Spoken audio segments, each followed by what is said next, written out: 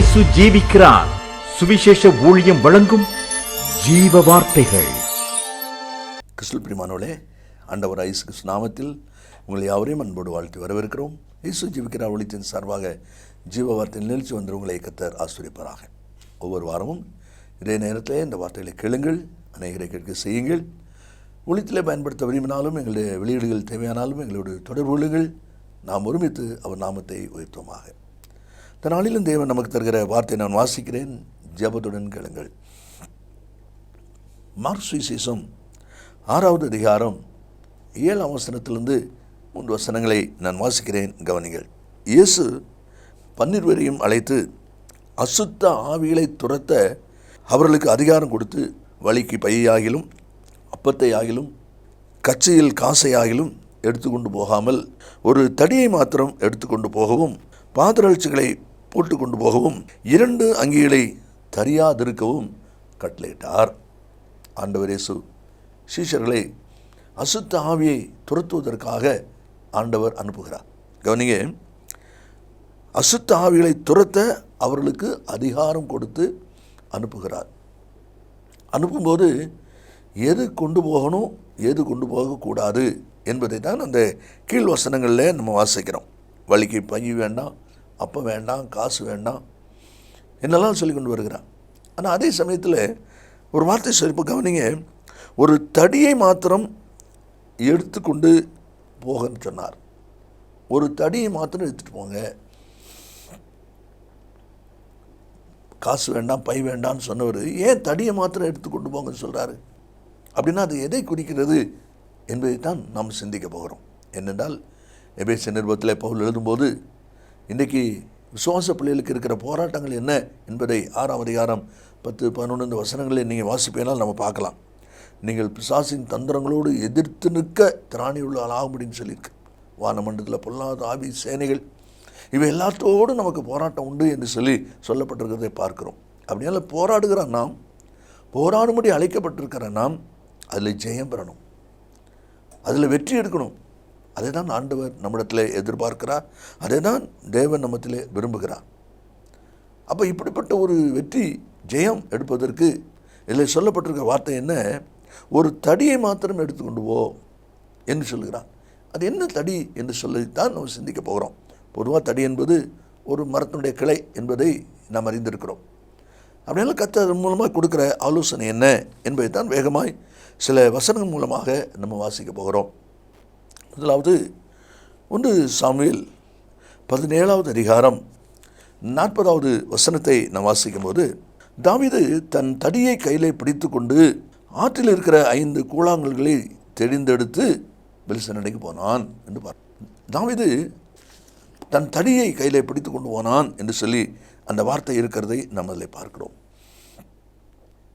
எழுத்தின்படி இது தடி என்பது உண்மை அனுபவம். நான் கையில் வச்சுருக்க ஒரு தடியை கொண்டுட்டு போகிறான். ஆனால் ஆவிக்குரிய அனுபவத்தில் நம்ம இதை சிந்தித்து கொண்டு இருக்கிறோம்.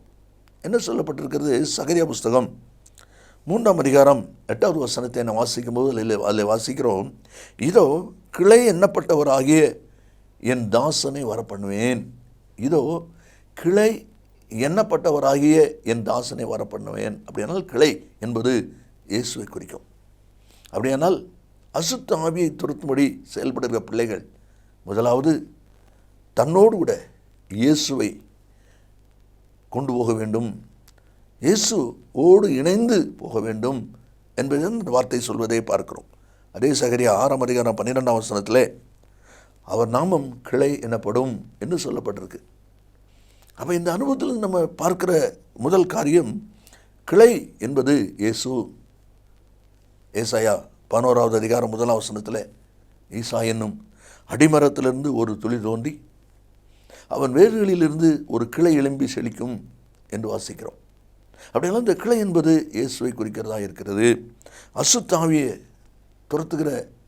துரத்தும்படி அல்லது அதை ஜெயம் எடுக்கும்படி செயல்படுகிற பிள்ளைகள் முதலாவது தன்னோடு கூட கொண்டு போக வேண்டிய தடி என்பது இயேசு என்பதை மறந்துடாதுங்க. ஏன்னா வேதாந்தத்தில் அநேக இடங்களில் பார்க்குறோம். குறிப்பாக மார்க்கு 1ஆம் அதிகாரம் 21ஆம் வசனத்தில் இயேசு ஜெபாலயத்தில் போதகம் பண்ணி கொண்டிருந்தார் என்று சொல்லி பார்க்குறோம். அப்போ அசுத்தாவில் உள்ள ஒரு மனுஷன் சத்தமிடுகிறதையும் அந்த அசுத்த ஆவி அவனை விட்டு வெளியே போகிறதையும் அந்த பகுதியில் நம்ம வாசிக்கிறோம். அப்படியானால் கலையாகிய இயேசு செயல்படுகிற இடத்துல அசுத்தாவி இருக்க முடியாது. அதனால் தான் ஆண்டவர் சொல்கிறார், தடியாகிய இயேசுவை உன்னோடு கொண்டு போ. இரண்டாவது, யாத்திராகமம் 12வது அதிகாரம் 11வது வசனத்தை நாம் வாசிக்கும்போது அந்த அதிகாரத்தில் பஸ்கா புசிக்கிறதை பற்றி சொல்லி கொண்டு வருகிறார். தலைப்பில் சங்கரம் வரும்போது ஆட்டுக்குட்டி அடிக்கணும், வீட்டில் எத்தனை பேர் இருக்காங்க அதுக்கு தகுந்தாப்பில் என்று சொல்லி அந்த அதிகாரத்தை நீங்கள் வாசித்து பாருங்கள், அதில் சொல்லி கொண்டு வருகிறார். அப்போ அந்த ஆட்டுக்குட்டிய ரத்தம் நிலக்காலில் பூசப்படணும். அதை பூசிட்டு தான் அவங்க அந்த ஆட்டை சாப்பிடணும், விடிய வரைக்கும் வைக்கக்கூடாது. அது அந்த 11ஆம் வசனத்தில், அதை புசிக்க வேண்டிய விதமாவது நீங்கள் உங்கள் அறைகளில் கச்சையை கட்டிக்கொண்டும் உங்கள் கால்களில் பாதரட்சியை தொடுத்து கொண்டும் உங்கள் கையில் தடிபிடித்து கொண்டும் அதை தீவிரமாய் புசிக்க கடவீர்கள், அது கர்த்தருடைய பஸ்கா என்று சொல்லி அந்த வார்த்தை சொல்வதை நாம் அதில் பார்க்கிறோம். அப்போ இங்கே என்ன ஒரு காரியம், எதை சொல்லப்பட்டிருக்குது தடி என்று சொல்லி நம்ம வாசிக்கும்போது அதில் நம்ம அறிந்து கொள்ளக்கூடிய காரியம் என்னவென்றால், தேவனுடைய வார்த்தை, தேவனுடைய வசனம். அசுத்தாவியை துரத்துவதற்கு, அசுத்தாவிலிருந்து ஜெயம் எடுப்பதற்கு எவ்விதமாக இயேசு நமக்கு தேவையோ அதே போல் தேவனுடைய வார்த்தை நமக்கு தேவை.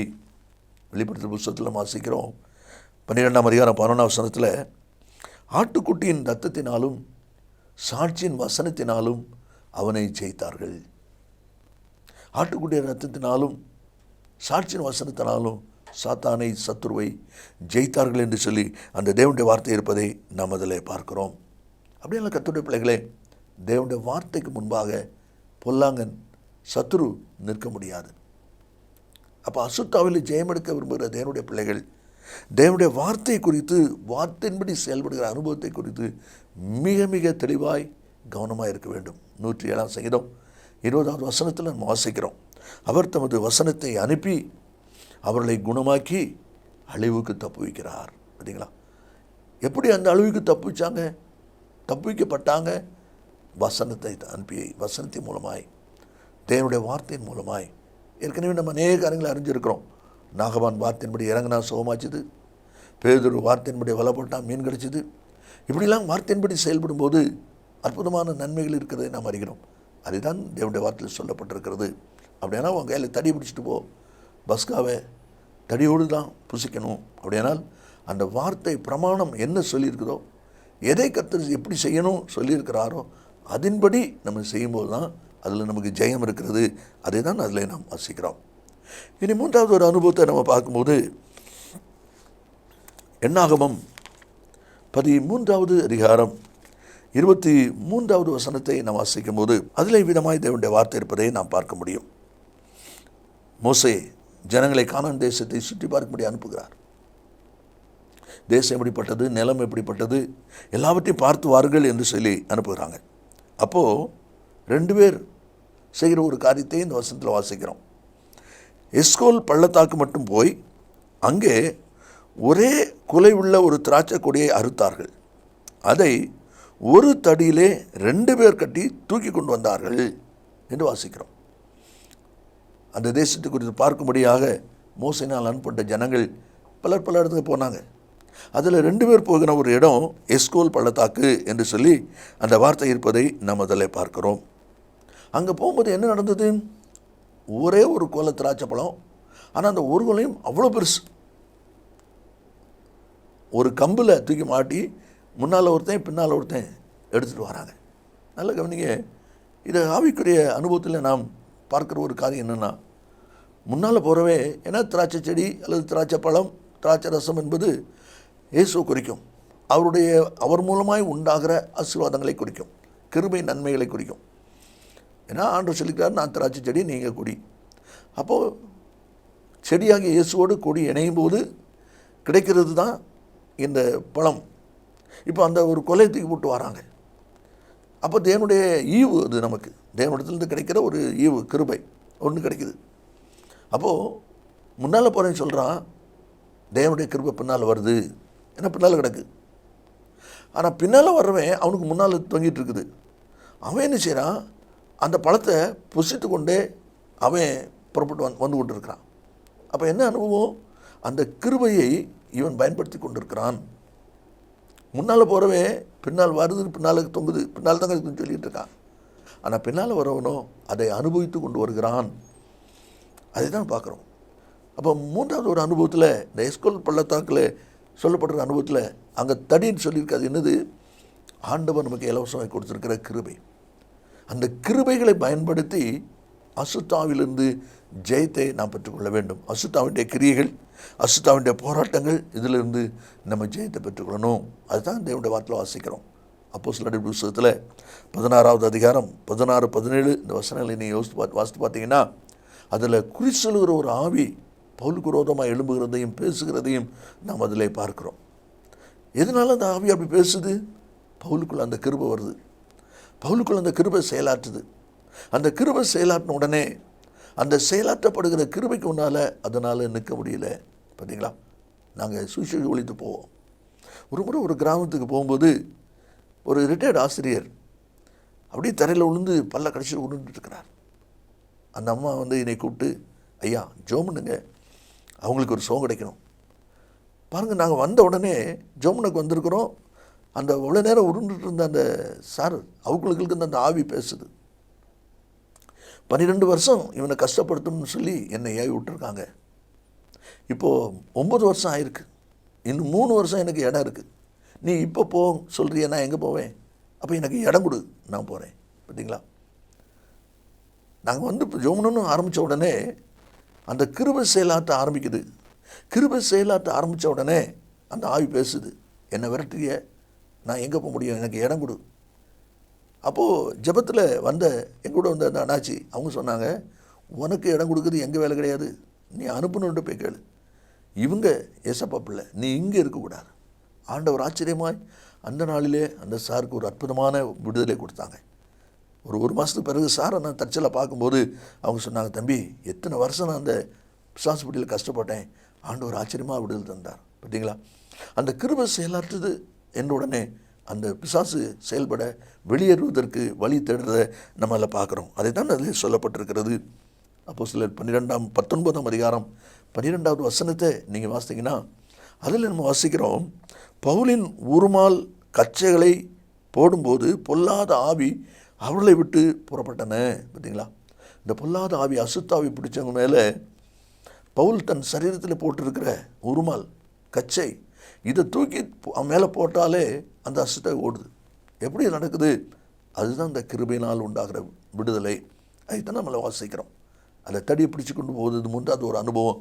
தேவனுடைய பிள்ளைகள் கிருபையை சார்ந்து ஆண்டவருடைய கிருபையின்படி நம்ம செயல்பட ஆரம்பிக்கும் போது அந்த அசுத்தாவுடைய கிரியைகள் நமக்குள்ளே இருந்தாலும் சரி, அடுத்தவங்களுக்குள்ளே இருந்தாலும் சரி, அது கண்டிப்பாக வெளியேறும்.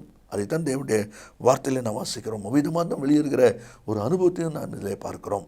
கடைசியாக 4வது ஒரு அனுபவத்தை நான் வாசிக்கும்போது 2 ராஜாக்கள் 4ஆம் அதிகாரம் 29வது வசனத்தை நீங்கள் வாசிப்பீங்கன்னா, சூனியமலுடைய மகன் இறந்து கிடக்கும்போது எலிசா தன்னுடைய வேலைக்காரனை கூப்பிட்டு, என்னுடைய கோலை, என்னுடைய தடியை உன் கையில் பிடிச்சிக்கிட்டு போ என்று சொல்லி, நீ ஒருத்திட்டு பேசாமல் நேராக கொண்டு பிள்ளை மேலே வை, அவனுக்கு உயிர் வந்துடும்.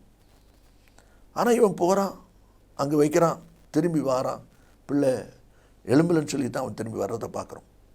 அப்போ எலிசா திரும்ப போய் அங்கே சோகமடைகிறது இப்போ நல்லா வாசிக்கிறோம். இது என்ன ஒரு அனுபவம்? உங்களுக்கு ஆண்டவர் ஒரு வரம் கொடுத்துருக்கிறாருன்னா அந்த வரம் உங்கள் மூலமாக தான் செயலாற்றும். அது இன்னொரு மூலம் செயலாற்றாது. ஏன்னா உங்களுக்கு கொடுத்தது அது. உங்கள் மூலம் செயல்படும்படி, உங்களை கொண்டு உபயோகப்படி, உங்களை கொண்டு பயன்படும்படி தேவன் உங்களுக்கு கொடுத்த காரியம். நீங்கள் செயல்படாமல், நீங்கள் செயல்படுத்தாமல் இன்னொரு மூலமாக செயல்படுத்தலாம் அப்படின்னு நினச்சிங்கன்னா தேவன் அதை செய்கிறதல்ல. அதை தான் இல்லைன்னு வாசிக்கிறோம். சரிங்களா? அப்போ அந்த தடி என்பது வரத்தை குறிக்கும். அந்த வரம் அதே மாதிரி போங்க, எலிசா போகிறான், அங்கே போனோடனே அந்த உச்சத்திற்கு பிள்ளை உயிரோட வந்துடுறதை நம்ம பார்க்குறோம். காரணம் அந்த வரம் செயலாற்றுகிறது. இந்த வார்த்தையில் கேட்கிற அன்பு நேச பிள்ளைகளே, உங்களுடைய வாழ்க்கையோட யோசித்து பாருங்கள். யாத்திரை புஸ்தகத்தில் மோசே கர்த்தர் ஜனங்களை வழிநடத்தி கொண்டு வரும்போது அவனிடத்தில் ஒரு காரியத்தை சொல்கிறார். 4ஆம் அதிகாரம் 17வது வசனத்தை நீங்கள் வாசிப்பீங்கன்னா அதில் சொல்கிறாரு, இந்த கோலை உன் கையில் பிடித்து கொண்டு போ, இதன் மூலம் நீ அடையாளங்களை செய்வாய். பார்த்தீங்களா? ஆண்டவர் கொடுக்குறார் ஒரு கோலை கொடுத்து, இந்த கோலை நீ உன் கையில் பிடிச்சிட்டு போ, இது மூலம் நீ அடையாளங்களை செய்வாய். பின்னால் நீங்கள் வாசித்து பாருங்கள், எத்தனையோ சம்பவங்களில் நம்ம வாசிக்கிறோம். அந்த கோல் மூலமாக அடையாளங்கள் நடக்கிறதை குறித்து அதில் சொல்லப்பட்டிருக்கிறது. செங்கடலுக்கு முன்னால் வந்து நிற்கிறாங்க மக்கள், பார்வோன் சேனை பின்னால் நிற்குது, ஜனமெல்லாம் திகைச்சு நிற்கிறாங்க. ஆண்டவர் சொல்கிறார், என்ன மோசே, உன் கையில் இருக்கிற கோலை நீட்டி சமுத்திரத்தை பிளந்து விடு. அதே போல் நீட்டுறான், சமுத்திரம் பிளந்து வருது. என்ன ஒரு ஆச்சரியமான காரியம். அதே போல் 17வது அதிகாரத்தை நீங்கள் வருவீங்கன்னா 6வது வசனத்தில் ஜனங்கள் தாகத்துக்கு வரும்போது கண்மலையை அடி அப்படி சொல்கிறார். அதே போல் அடிக்கிறான், தண்ணி வருது, ஜனங்கள் தாகம் தீர்க்கப்படுறாங்க. அதே 17வது அதிகாரம் 11வது வசனத்தில் வாசிக்கிறோம், மோசே தன் கையை ஏறெடுத்திருக்கையில் இஸ்ரவேலை மேற்கொண்டார்கள். பார்த்தீங்களா, அவன் கையை தூக்கிட்டு இருக்கும்போது இஸ்ரவேல் மேற்கொண்டாங்க. கையை தளர்விட்டான்னா சத்துருக்கள் மேற்கொள்கிறாங்க. அப்போ இதெல்லாம் எப்படி நடக்குது? அந்த வரம் செயலாற்றுகிற அனுபவம். அன்பு கர்த்தருடைய பிள்ளைகளே, கர்த்தர் சொல்கிறாரு, இந்த வசனத்தில் வாசிக்கிறோம், சீஷரை கூப்பிட்டு அசுத்தாவியை துரத்துறதுக்கு ஆண்டவர் அவங்களுக்கு அதிகாரம் கொடுத்து அனுப்பினாராம். அப்படி போகும்போது தடி மாத்திரம் கொண்டு வந்து சொல்கிறாரு. ஏன்னு அந்த தடி? 4 அனுபவங்கள். 1, இயேசுவை உங்களோடு வச்சுக்கிடுங்க. 2வது, தேவனுடைய வசனம், தேவனுடைய வார்த்தை உங்களோடு கூட இருக்கட்டும். 3வது, ஆண்டுடைய கிருபையை சார்ந்து கிருபையை பற்றி கொண்டவர்களாக செயல்படுங்க. தேவன் உங்களுக்குள்ளே கொடுத்துருக்கிற வரம் செயலாற்றும்படி நீங்கள் இடம் கொடுங்க. அசுத்தாவி ஓடிடும், கர்த்தர் ஜெயம் கொடுப்பார். நாம் ஜெபிப்போமா? இயேசு சீக்கிரம் வரப்போகிறார். நல்ல பிதாவே என்று எடுத்து துதிக்கிறோம். உங்களுடைய வார்த்தை ஆமென்றும் ஆமெனும் இருப்பதற்காக ஸ்தோத்திரம். இந்த வார்த்தை கேட்கிற ஒவ்வொரு பிள்ளைகளும் இந்த 4 காரியங்கள் நான் எவ்விதமாக இருக்கிறேன், பயன்படுத்துகிறேன் என்பதை உணர்ந்து சீர்பட்டு நன்மையை சுதந்திரித்துக் கொள்வார்களாக. இயேசுவின் நாமத்தில் பிதாவே, ஆமென், ஆமென். கர்த்தர் உங்களை ஆசீர்வதிப்பாராக. ஆமென். மேலும் விவரங்களுக்கும் உங்கள் ஜெப தேவைகளுக்கும் நீங்கள் எங்களோடு தொடர்பு கொள்ள வேண்டிய முகவரி, ஜீசஸ் லிவ்ஸ் காஸ்பல் மினிஸ்ட்ரீஸ், சகோதரர் John M Jeyaraj, 123A Dohnavur road, Mavadi, Nellai மாவட்டம், தென்னிந்தியா 627107. செல்போன் 9443113292.